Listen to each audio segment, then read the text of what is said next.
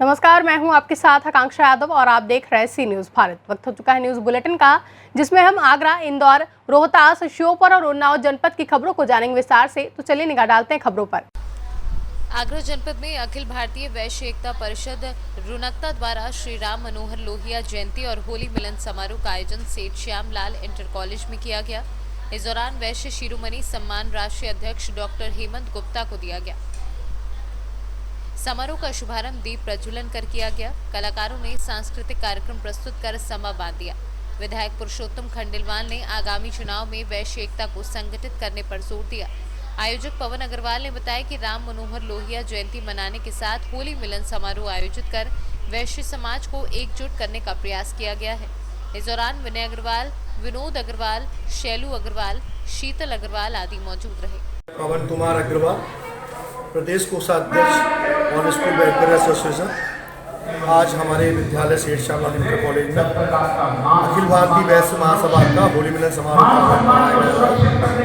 होली तो एक बहाना है, दरअसल हमारे बिखरे हुए वैश्य समाज को, जो वैश्य समाज बिखरा हुआ है, उसको गले मिलाना और आपस में एकता करना हमारे होली मिलन का प्रमुख लक्ष्य है।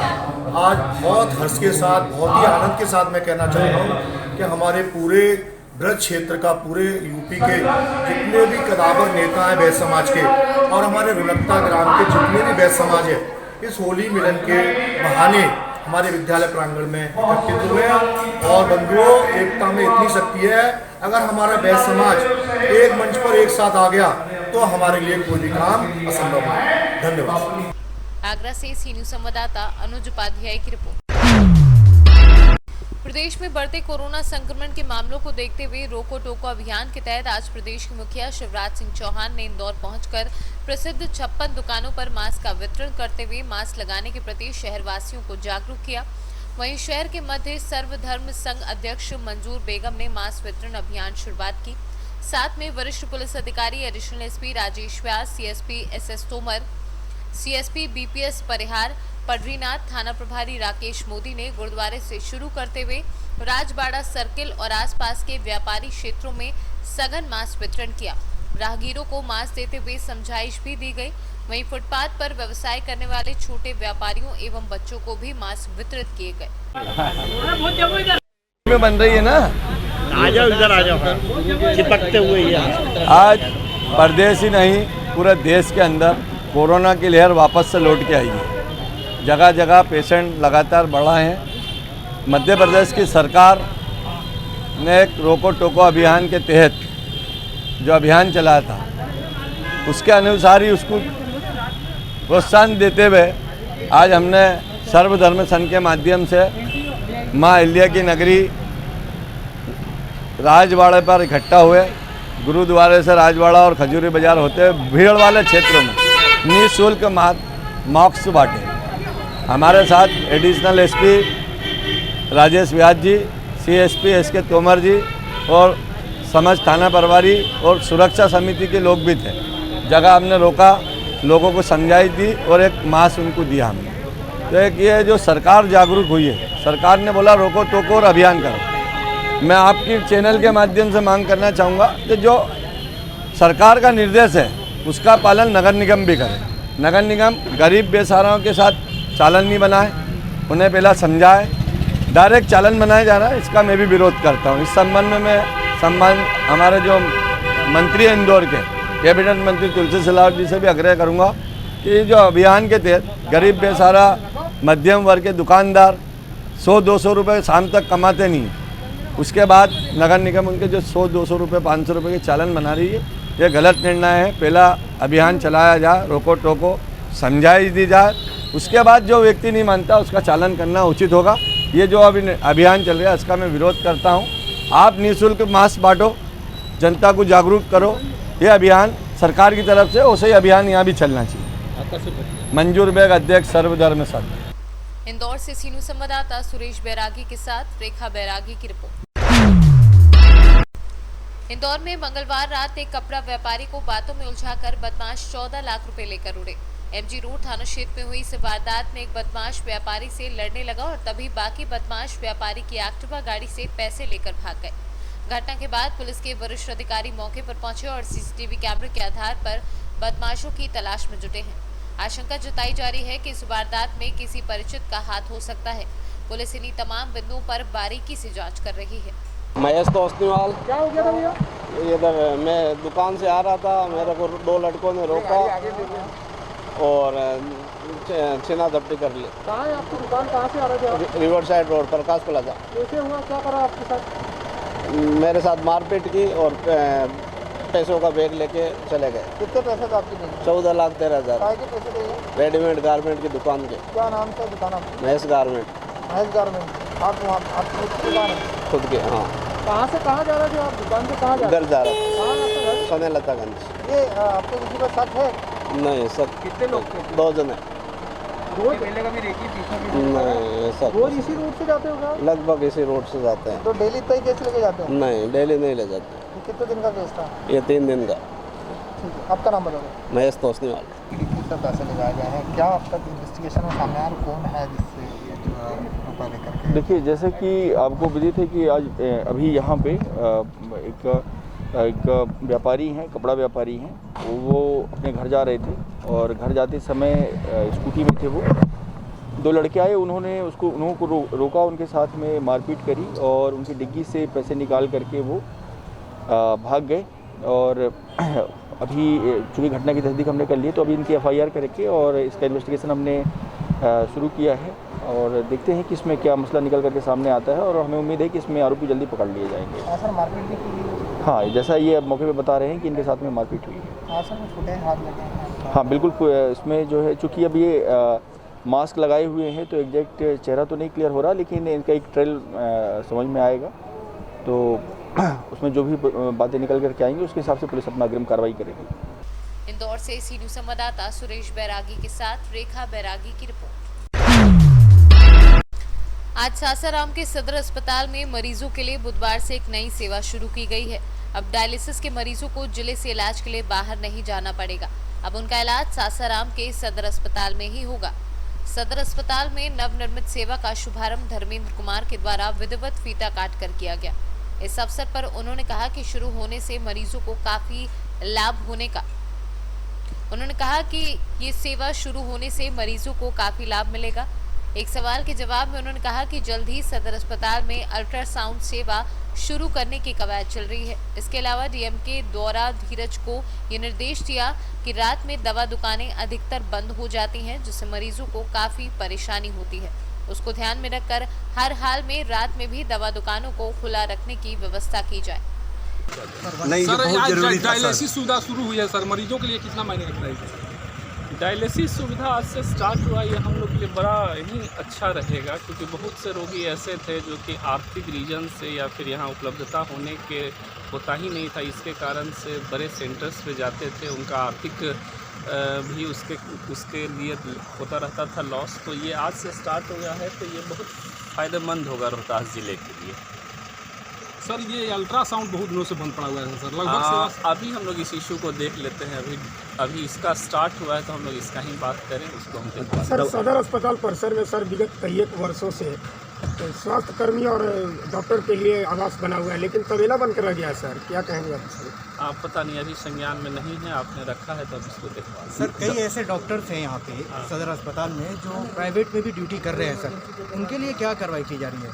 उनके लिए ऐसा जितने भी डॉक्टर्स हैं उनका लिस्ट हम लोग के साइड से रेडी होगा और फर्दर हम लोग एक्शन लेंगे। दवा दुकान जो खुला रहेगा। सर दवा दुकान खोलने की बात आपने कही है सर, दवा दुकान का देखिए, रात में जहाँ तक एक्सपीरियंस हमारा अपना है कि रात में दवाई दुकानें यहाँ पे ओपन नहीं रहती है सासाराम में, तो रात में लोगों को इमरजेंसी हो सकता है।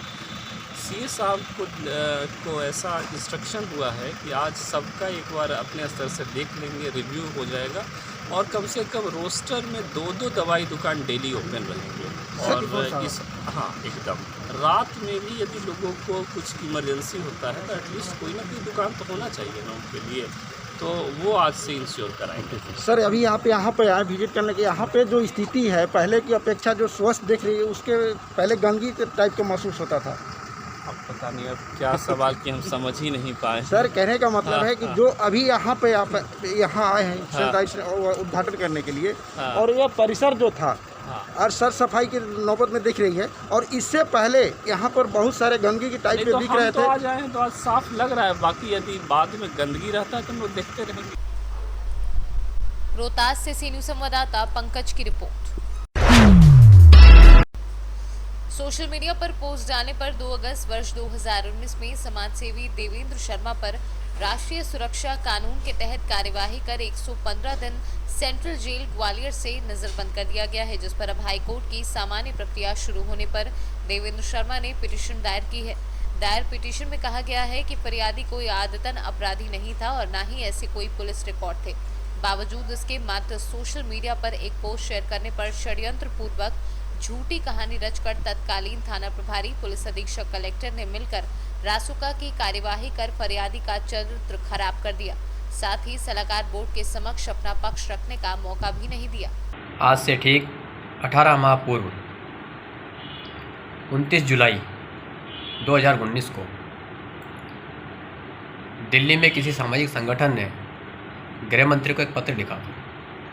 उस पत्र को लेकर पूरे देश के अंदर कई प्रदेशों और ज़िलों के अंदर सोशल मीडिया पर उसकी पोस्ट वायरल हुई। उसी पोस्ट को मैंने भी अपनी फेसबुक आईडी पर शेयर किया, जिसको लेकर पूरे देश के अंदर कहीं कुछ नहीं हुआ, लेकिन मात्र श्योपुर ज़िले के अंदर श्योपुर ज़िला प्रशासन ने टीआई, एसपी और कलेक्टर तीनों ने एक साथ मिलकर षड्यंत्रपूर्वक मुझ पर झूठी एफआईआर दर्ज करवाई। आईटी एक्ट के तहत मुकदमा दायर किया गया। साथ ही 2 दिन बाद मुझ पर राष्ट्रीय सुरक्षा कानून अधिनियम के तहत एनएसए की कार्रवाई करते हुए सेंट्रल जेल ग्वालियर में मुझे 115 दिन के लिए नज़रबंद किया गया। राष्ट्रीय सुरक्षा कानून के तहत अपराधी को अपनी बात रखने का भी मौका दिया जाता है। इसी तहत एडवाइजरी बोर्ड में मेरे दस्तावेज नहीं भेजे गए, जिसके कारण मैं अपना पक्ष नहीं रख पाया। रासुका की अवधि मात्र 90 दिन की होती है। आदेश 90 दिन का दिया गया। उसके बाद भी सेंट्रल जेल ग्वालियर अधीक्षक ने मुझे 25 दिन अधिक समय से अधिक रखा। 115 दिन अवधि मुझे वहाँ रखने के बाद मुझे वहाँ से रिहा किया गया। मैं बार बार जेल के अंदर ये पूछता था कि जब मेरी 90 दिन की अवधि समाप्त हो चुकी है तो मुझे क्यों नहीं छोड़ा जा रहा। इस पर सभी ने मौन साधे हुए था, कोई कुछ जवाब देने को तैयार नहीं था। मैंने पिछले अपने 25 वर्षों के बीच में कई सामाजिक संगठन, सामाजिक संस्थाओं के माध्यम से समाज सेवा के क्षेत्र में कार्य किया। इस तरह से प्रशासन ने मेरी सामाजिक प्रतिष्ठा को समाप्त करने का भरपूर प्रयास किया। साथ ही मुझे शारीरिक और मानसिक रूप से परेशान किया गया। इसी के तहत जब मैं छूट करके आया, तब से ही मेरे अंतर मन में एक वेदना थी। मैं न्यायालय जाना चाहता था अपने आप को निर्दोष सिद्ध करने के लिए, लेकिन भाग्यवश 2 माह बाद भी वैश्विक महामारी कोरोना काल के तहत उच्चतम न्यायालय की पूरी कार्रवाई बंद कर दी गई। अभी हाल ही में कुछ समय पूर्व जब उच्चतम न्यायालय की कार्रवाई सामान्य रूप से चालू हुई है, तो मैंने एक पिटीशन दायर की है। उच्चतम न्यायालय ने 3 जजों की बेंच ने एक साथ उसकी सुनवाई करते हुए आज 22 तारीख सोमवार को एक साथ श्योपुर जिला अधीक्षक, जिला एसपी, कलेक्टर, सेंट्रल जेल के अधीक्षक और शासन को एक साथ नोटिस जारी किए हैं एवं उनसे जवाब प्रस्तुत करने को कहा गया है। मुझे आशा ही नहीं, पूर्ण विश्वास है कि मुझे न्याय मिलेगा और मैं पूर्ण तरह से निर्दोष साबित होते हुए और दोषियों पर कार्रवाई होगी, ऐसा मेरा मन में विश्वास है। श्योपुर से सी न्यूज़ संवाददाता शिवम गोयल की रिपोर्ट। उन्नाव जनपद के थाना औरास में गलियारे की जमीन के विवाद को लेकर 2 पक्षों में जमकर लाठी डंडे चले, जिसमें एक पक्ष की युवती के सर पर गंभीर चोट लगने की वजह से घायल होकर गिर पड़ी तथा हमले में अन्य घायल हो गए। परिजनों ने युवती को उठाकर एम्बुलेंस के माध्यम से प्राथमिक स्वास्थ्य केंद्र औरास ले गए, जहां प्राथमिक उपचार के बाद गंभीर अवस्था देखते हुए जिला अस्पताल रेफर कर दिया गया। और जिला अस्पताल में इलाज के दौरान युवती की मौत हो गई है। वहीं पुलिस को मृतक आरती की सूचना मिलते ही पुलिस का जमावड़ा उसके घर पर लगा हुआ है। मृतक आरती अपने भाई और बहन में सबसे छोटी थी और वहीं आरती के परिजनों का रो रो कर बुरा हाल है। नाम बताइए अपना। नीतू देवी। क्या था ये मामला? भैया तनी खाली ऊपर देख लियो जो तुम लोग ने आके ये सब अन्याय की नारानी। तो लड़ाई किस लिए हुई? लड़ाई इतनी कांच के पीछे भवाए अब देख गया भैया मुँह फिर धराई से। तो किसको किसको मारा है? याद है भैया सगरी टांग फूली मुँह तो डॉक्टर देखा ही नहीं। तो खत्म हुई वो कौन है आपकी? आरती देवी आपकी बहन है? हाँ छोटी बहन है। उन्नाव से सी न्यूज़ संवाददाता दीपांकर सिंह की रिपोर्ट। फिलहाल के लिए न्यूज बुलेटिन में बस इतना ही। देश और दुनिया की तमाम बड़ी खबरों के लिए देखते रहें सी न्यूज भारत।